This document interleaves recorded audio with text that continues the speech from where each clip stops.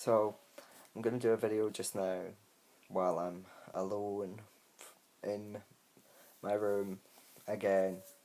It's going to be a few of these, I think. But basically, it is the Tuesday night. It is now the 17th, so I leave in 10 days exactly. So I've got 10 days left, and I'm not going to lie, pure freaking out about it. It's getting really real really fast. I've got everything though, it's all done. Like, I just need to pack my bag. Like, I got my confirmation today that the money had been put into my Australian bank account, so that's there waiting for me. All I really need to do is pack my bag and sort out my finances this end and make sure everything's taken care of. I've booked it all in on my phone. I've literally got barely any free time for the next 2 weeks because I've got all this stuff to do, still to get immunised for when I go to Thailand, and that's a nightmare in itself. Honestly, the National Health Service can be proper bastards sometimes. The amount of jumping for hoops you have to do for some things is just ridiculous. So yeah, anyway, that's all proceeding according to plan. In fact, everything really has proceeded according to plan for me and worked out better than I could have hoped, really, apart from one particular aspect of my life, and that is pretty much the aspect that made me choose to go to Australia in the first place, and that was my boyfriend. And now, I've been with Davey about, well, like 8 months about or something, maybe 8, 9 months, maybe.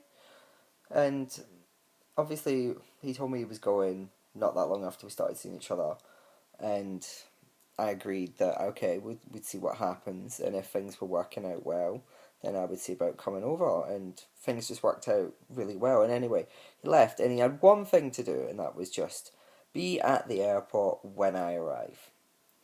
And then about 2 months ago, we had a massive kind of argument on the phone, and I had to tell him that he needed to think about what he actually wanted and whether or not he wanted to be with me, because at that particular point in time I didn't want to be with him because he was just acting like such a douche and he was being so selfish, and he'd literally gone away. And then I understand, you're away, you're having a great time, you're on holiday, and it's a great new experience. I'm gonna go through the same thing, I understand that, but he was just so distant, and he would he made all these plans for what his full trip was going to be like, and he hadn't even asked me about it once. And in fact, he barely asks me anything. Even now when we talk, he very rarely turns around and goes, oh, so how are you, or what have you been doing, or ask my opinion on things. It's like he can't be bothered half the time. I've got to be perfectly honest about it, and it's really frustrating. And you say, well, why are you still with the guy? And it's like, clearly because I do love him. I love him genuinely, really dearly.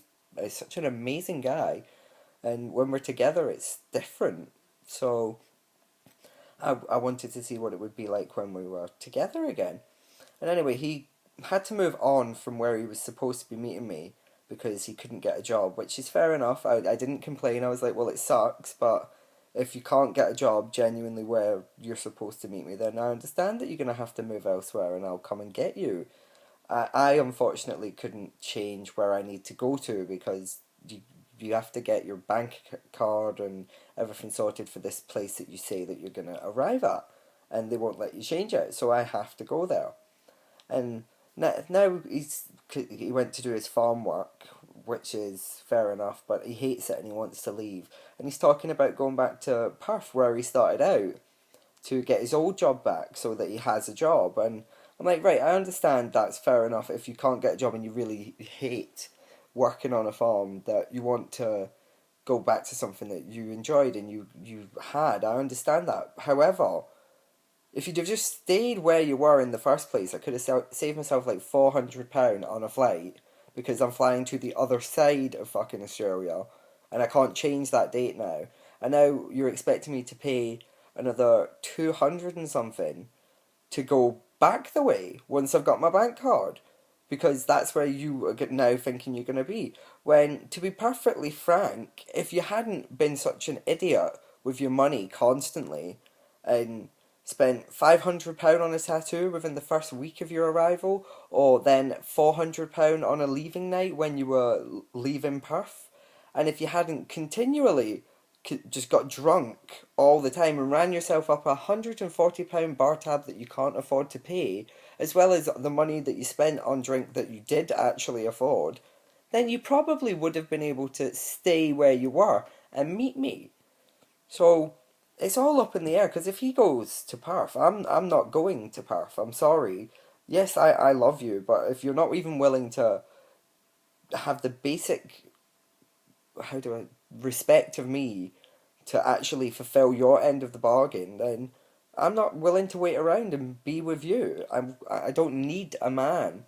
It just sort of happened. I wasn't looking for a boyfriend. I wasn't that bothered about a boyfriend. So it's up to him, really, I guess. But the whole thing does fucking suck. And I mean, I'm like now going to the other side of the planet, and I'm going to be myself, it seems. And it's really quite daunting and scary for me. But we'll see what happens, you know. I'll keep you updated. And I hope it all works out. I don't really fancy having to be all homesick and spending a fortune to be homesick. I mean, come on. That kind of sucks. Anyway, I'm gonna log off now. I've got my rant out my system, I think.